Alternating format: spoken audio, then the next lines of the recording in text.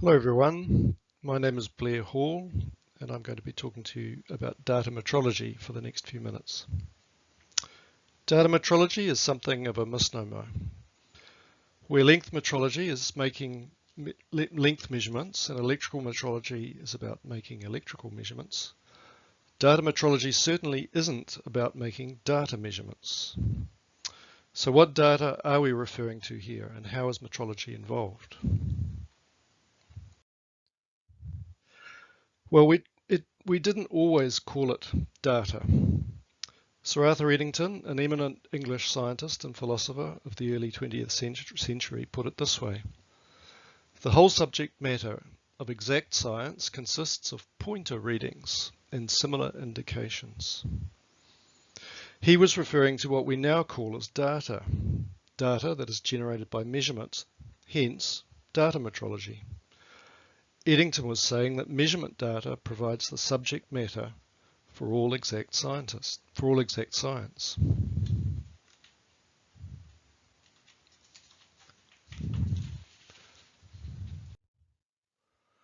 But modern society is awash with data.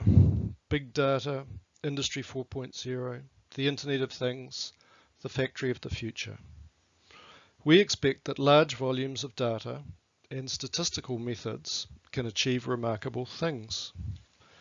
However, the integrity of information that we impute from that kind of data is of concern. Can the data be trusted? Can the right decisions be made using the data? There are good reasons to be concerned. Traditionally, we may think of data as just numbers. That has been the common understanding. And that is why we were taught, or at least I was, to use log tables, slide rules, personal calculators, even punch cards for computers. But more than just numbers are involved. Numbers alone are a poor representation of quantities. So the way we use numbers to represent quantities in the world should be adequate for our needs. For example, around about 1985, people started warning that many digital systems were in trouble. The problem was with the representation and the manipulation of data representing time. Only 2 decimal digits had been used to represent a year. So the behavior of systems that did that would become unpredictable when the next century arrived. Systems could not be relied upon to work properly, and many had to be re-engineered. Although when the new century came around there were relatively few problems, over $300 billion is thought to have been spent on remedial work before that happened. And, sadly, problems did still occur. In the United Kingdom, incorrect risk assessments for Down syndrome were sent to 154 pregnant women, and 2 abortions were carried out as a direct result of miscalculation of the mother's age. 4 babies with Down syndrome were also born to mothers who had been told they were in a low-risk group. In hindsight, it was not even the first time that this kind of mistake had been made. During the 1916s, some computer programs used just 1 digit for the year to represent the year. Apparently, it was easier to write programs in COBOL that way. Actually, there are other examples of this kind of problem, probably because the root cause is not well recognized. Another example is the maiden flight of the Ariane 5 rocket in 1966, which failed because the internal representation of a navigation parameter was inadequate. The point here is that it's hard to recognize the assumptions made when data are used to represent quantities. Yet such assumptions need to be considered carefully. The complexity of information required about the context in which data is going to be used is usually underestimated. Pure numerical representations are grossly inadequate. So how does this relate to our work in metrology? The information that accompanies traceable measurement data can establish whether end-user requirements will be satisfied. The reason for traceability is to provide a basis for sound decision-making in society. Hence, the requirement for rigorous quality control. Provenance, accuracy, quality, integrity are all features documented by traceability. But how do we move away from paper-based, person-centric reporting towards digital systems? On one hand, endorsement by third-party accreditation bodies allows a consumer to trust a provider.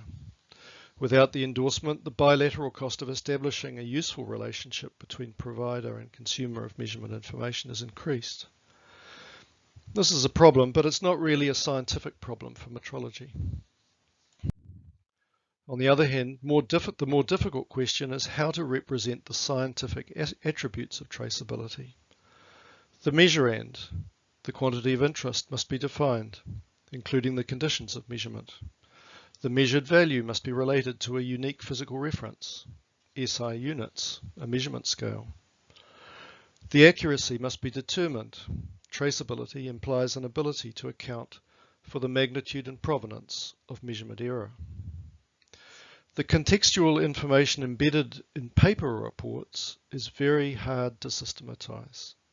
This information is currently intended to be read and understood by someone.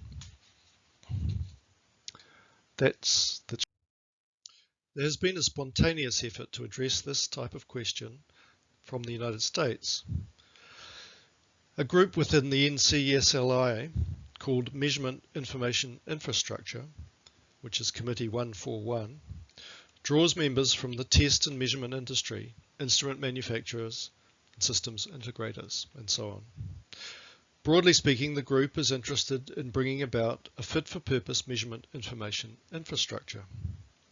Currently, they are looking at the quite diverse range of information published in calibration laboratory scopes of accreditation. These documents vary across the world. They are trying to standardize these documents by assembling a taxonomy of measurement procedures. Another initiative has come from the international metrology body, the International Weights and Measures Committee, CIPM. Recently, they made a decision to develop a digital version of the SI brochure. The first part of that initiative was to have been a meeting, a two-day summit meeting in Paris, bringing together many interested parties. However, that has been delayed by the epidemic of COVID-19 within Europe, and it's now planned to occur early in 2021.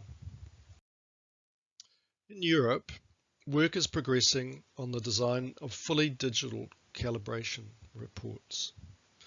This work is being led by the National Metrology Institute in Germany, PTB. Underpinning this work are metrology documents such as the SI brochure, the vocabulary of measurement, and the Guide to the Uncertainty of Measurement, the GUM.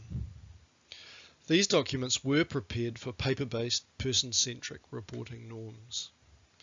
So, although this initiative is going to produce a modern digital information technology-based calibration report, it will essentially reproduce existing practice.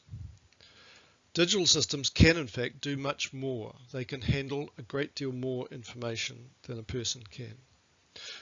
So the opportunity to enhance digital calibration reports exists, and that's something that we're very interested in. Obviously, there are issues here to be discussed.